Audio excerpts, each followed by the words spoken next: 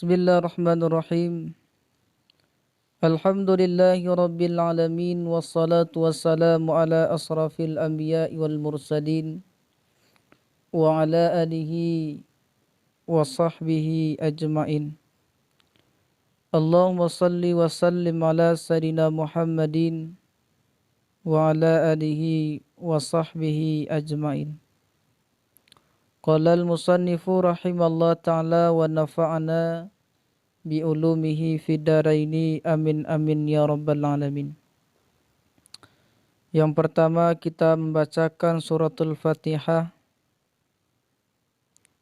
yang mana kita niatkan seumpama pahalanya kepada Al-Alama Al-Fadil Al-Qutwah Al-Kamil Syekh Ibrahim Al-Bajuri, kemudian kepada Al-Allamah Ibnu Qasim Al-Ghazali, wabil khusus kepada Syekhuna Syekh Sulaiman Ar-Rasuli, dan kepada para ulama, kepada guru-guru kita, baik yang masih hidup ataupun yang telah mendahului kita. Ala hazin niyah al-Fatihah. Auzubillah insyaallah. Bismillah.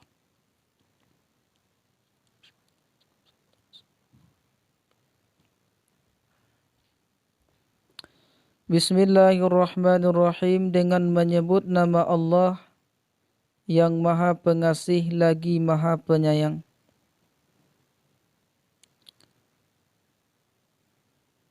Abtadi'u kitabi haza. Aku mulai akan kitabku ini.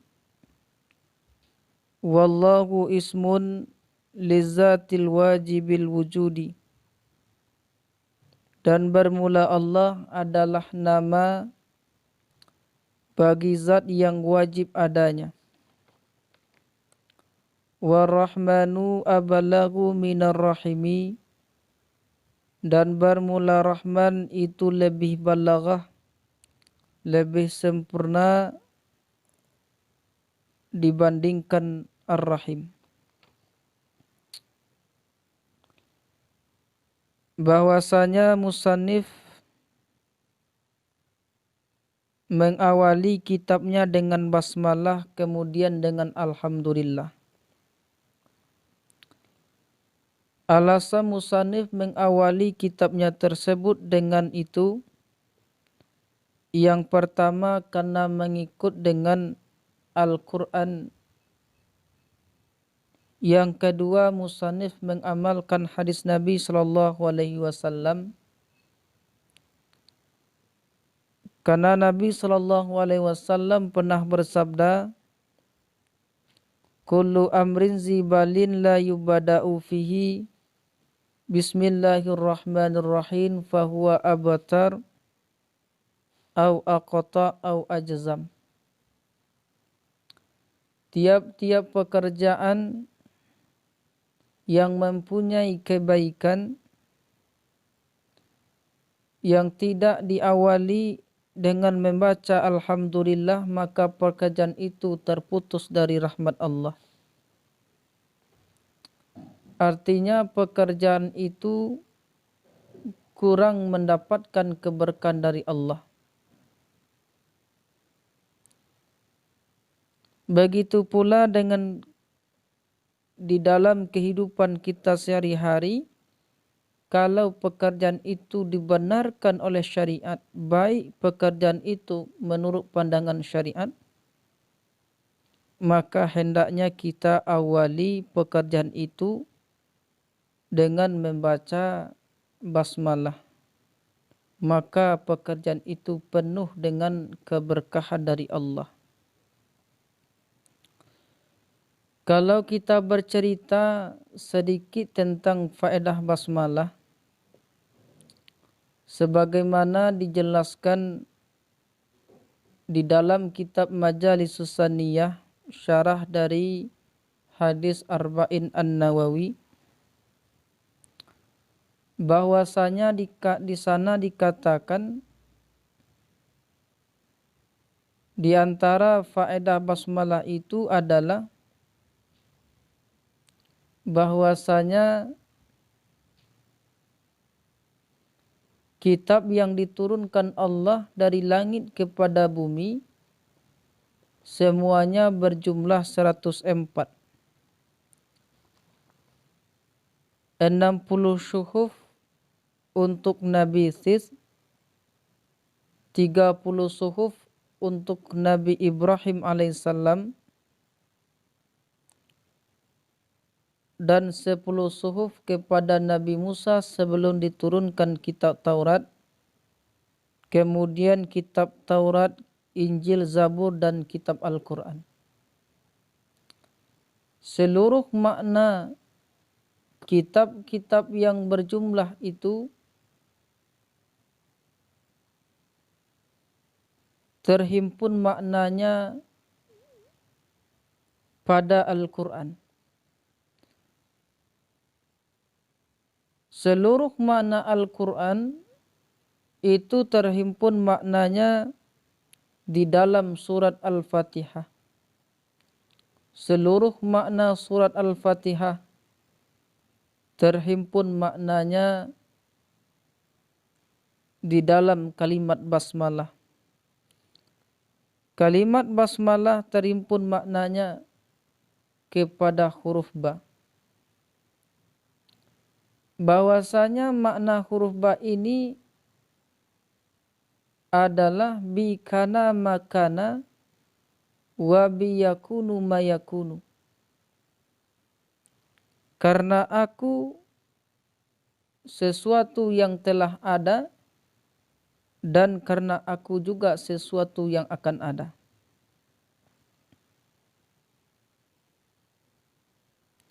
Lalu sebagian para ulama menambahkan maknanya bahwa makna huruf ba itu terhimpun pada titik ba tersebut.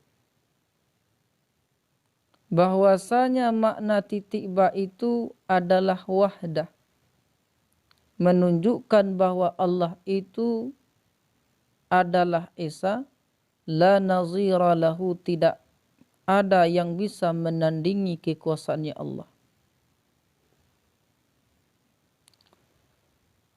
Ini yang pertama.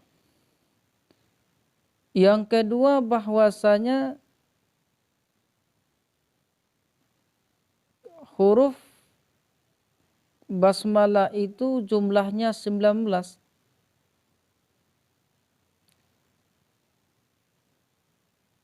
Sedangkan penjaga neraka itu berjumlah 19 malaikat. Sebagaimana Allah Subhanahu wa taala berfirman, alaiha tis'ata asyara, bahwa yang menjaga pintu neraka itu berjumlah 19.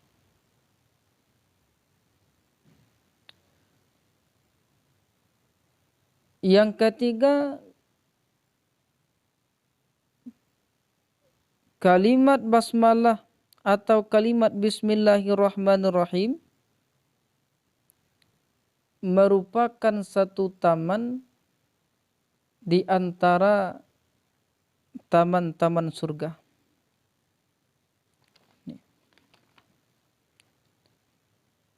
Jadi alasan musannif mengawali kitabnya itu pertama karena mengikut dengan Al-Quran, yang kedua karena mengamalkan hadis Nabi sallallahu alaihi wasallam. War-Rahmanu abalagu minar rahimi, dan bermula Rahman itu lebih balaghah dari rahim. Sesuai dengan kaidah ziyadatul bina tadullu ala ziyadatil makna. Bertambah bina menunjukkan di atas bertambah makna.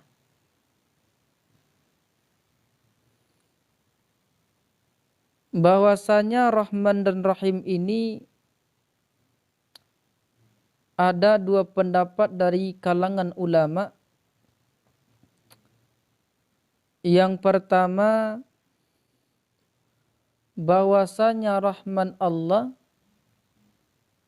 itu mendapat baik orang yang beriman kepada Allah, baik orang itu yang kafir durhaka dia kepada Allah, rahman Allah dapat.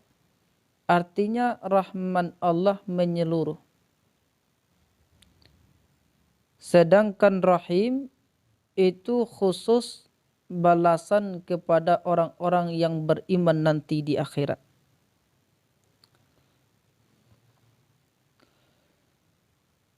Pendapat yang kedua, bahwasanya rahman itu merupakan asal nikmat. Contohnya ni'matul wujudi ba'dal adami. Nikmat ada setelah tidak ada. Awalnya kita belum ada, kemudian diadakan, itu rahman. Yang kedua contohnya iman. Awalnya kita belum beriman, tidak ada iman di dalam diri kita, kemudian ada. Maka itu rahman, asal. Yang kedua afiyah.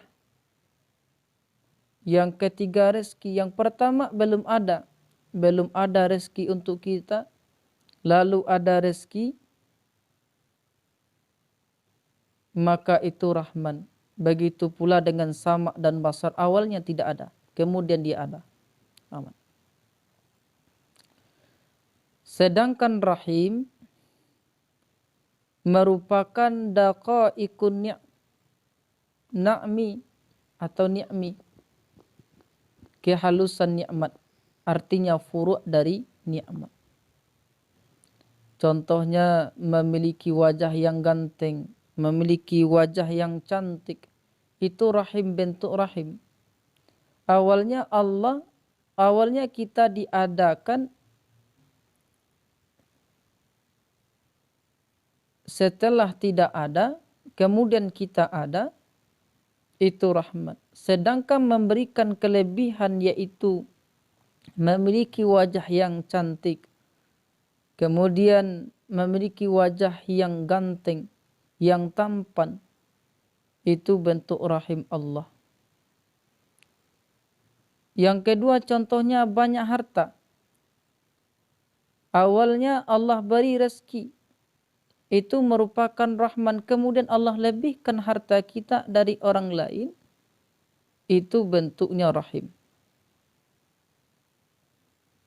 Dan bertambah iman, ziyadatul iman, bertambah iman. Awalnya Allah hanya awalnya hanya ada iman, kemudian Allah tambah keimanan kita, maka itu bentuknya adalah rahim. Masih banyak contoh-contoh yang lain. Ini bisa kita temukan keterangannya di dalam kitab Hasyiah I'anatut Talibin yang terdapat di mukaddimahnya, yaitu bisa ditemukan halaman 10 sampai halaman 11 juzuk awal, juzuk yang pertama. Jadi Ar-Rahman ini lebih sempurna maknanya daripada Rahim. Karena sesuai dengan kaidah ziyadatul bina tadullu ala ziyadatul makna. Bertambah bina menunjukkan bertambah di atas makna. Kemudian para ulama, ada dua pendapat para ulama tentang Rahman dan Rahim. Pendapat pertama, ada ulama mengatakan Rahman ini mencakup kepada baik orang yang beriman, baik orang yang kafir kepada Allah, Rahman Allah dapat. Sedangkan Rahim itu terkhusus kepada orang, balasan kepada orang yang beriman kepada Allah nanti. Sedangkan pendapat yang kedua bahwa Rahman itu merupakan asal nikmat, sedangkan Rahim merupakan furu' nikmat.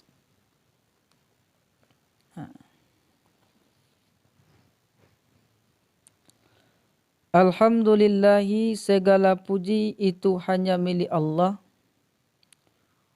Huwa sana'u 'ala Allahi ta'ala bil jamili ala jihati ta'zimi. Alhamdulillah merupakan sanjungan di atas Allah Ta'ala bil jamili dengan keindahan, ala jihati ta'zimi di atas bentuk pengagungan. Rabbi ay malikil alamina. Rabbi artinya yang memiliki alam. Bil fathahil lami al alamina dibaca dengan fathah lam. Al alamina. Wa huwa kama qala banu malikin. Bermula alamin merupakan sebagaimana telah berkata Ibnu Malik, adalah isim jamak, ismu jam'in khasun biman yaqilu la jam'un. Isim jamak yang khas dengan orang yang berakal. La jam'un bukan jamak. Jadi al-alamin merupakan isim jamak, bukan jamak. Tapi isim jamak yang khusus kepada orang yang berakal. Sedangkan mufradnya adalah alamun. Bi fathahil lami, alamun itu dibaca dengan fathah lam. Alamun. Li'annahu ismun ammun lima siwallahi ta'ala. Karena bahwa sesungguhnya alam itu nama yang menyeluruh bagi sesuatu selain Allah Ta'ala. Jadi alam yang dikatakan alam lima siwallah, yaitu sesuatu selain Allah. Wal jam'u khasun biman yaqilu. Dan jamak itu khusus dengan orang yang berakal. Wa sallallahu wa sallama ala sayyidina Muhammadin nabi huwa bil hamzi wa tarkihi. Dan semoga Allah berselawat dan salam, dan semoga selawat Allah dan salam di atas penghulu kita, yaitu Nabi Muhammad yang merupakan nabi, yang merupakan seorang nabi.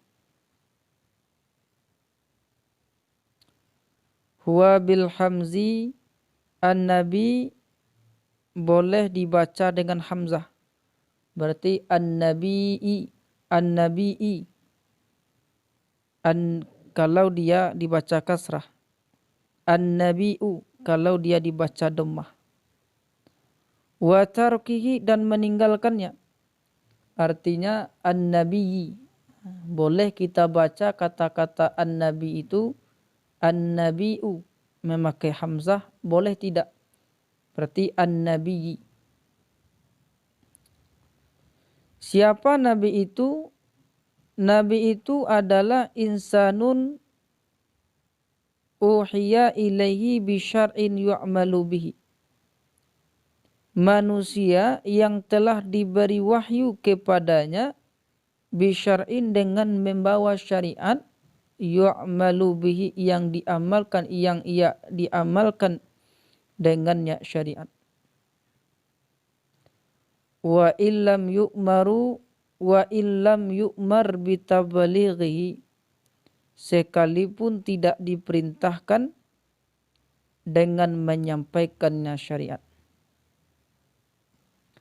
Fa in umira bitabalighihi fa nabiyyun wa rasulun aidan, maka jika diperintahkan dengan menyampaikan syariat, maka itu nabi dan rasul juga seorang rasul. Jadi perbedaan antara nabi, kalau nabi itu mendapatkan syariat, diwahyukan syariat kepadanya, akan tetapi dia tidak wajib menyampaikan kepada umatnya. Sedangkan rasul, dia menerimakan syariat dari Allah, akan tetapi dia wajib menyampaikan kepada umatnya. Sehingganya seorang rasul pasti dia seorang nabi, sedangkan nabi belum tentu dia seorang rasul.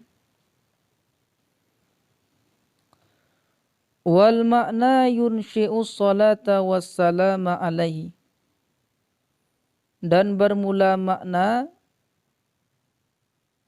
itu menimbulkan akan salawat dan salam alaihi di atasnya.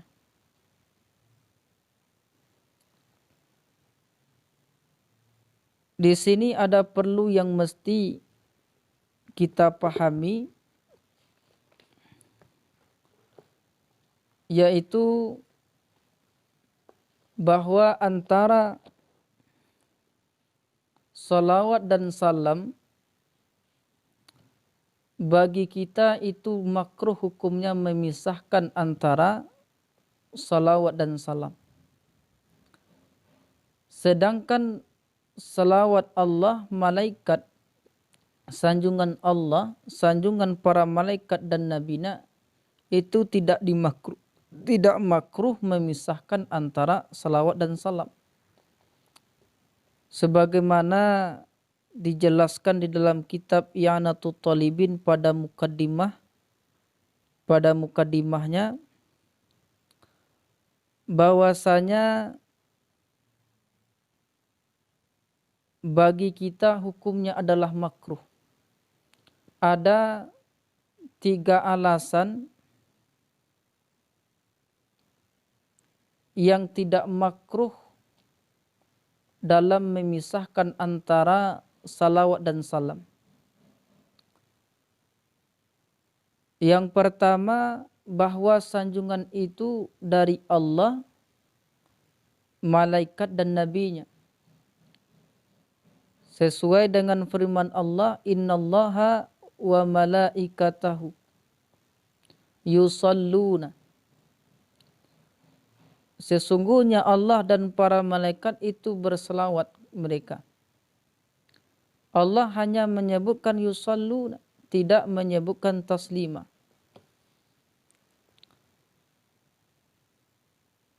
Allah hanya menyebutkan sallu alaihi, tidak menyebutkan taslima.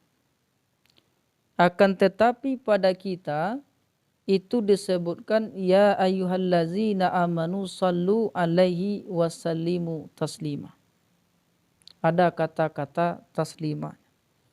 Itu kenapa bagi kita dimakruhkan memisahkan antara salawat dan salam.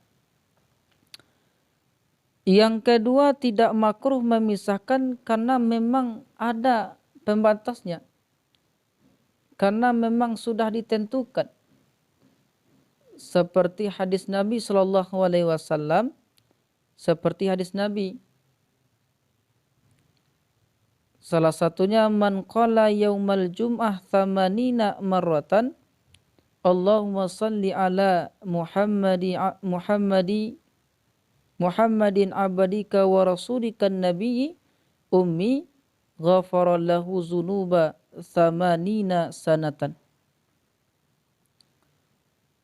Barang siapa yang membaca pada hari Jumat 80 kali Allahumma salli ala Muhammadin abadika wa rasulika nabiyyil ummi, niscaya mengampuni Allah untuknya akan dosa selama 80 tahun. Akan dosa 80 tahun. Diampuni Allah dosa selama 80 tahun. Bahwa di sana menunjukkan hanya sholli tanpa ditambah dengan salimnya. Maka boleh karena ketentuan hadis. Maka di sana memisahkan antara sholli dan salim itu tidaklah makruh. Yang ketiga, tidaklah makruh bagi orang yang masuk kepada Hajratus Syarifah, artinya orang yang berziarah ke makam Nabi Shallallahu Alaihi Wasallam. Maka di sana ia berkata, Assalamu alaika ya Rasulullah. Maka tidaklah makruh memisahkan antara salawat dan salam. Akan tetapi selain dari 3 tersebut, maka hukumnya adalah makruh. Kalau kita menuliskan salawat, maka mesti kita menuliskan salam.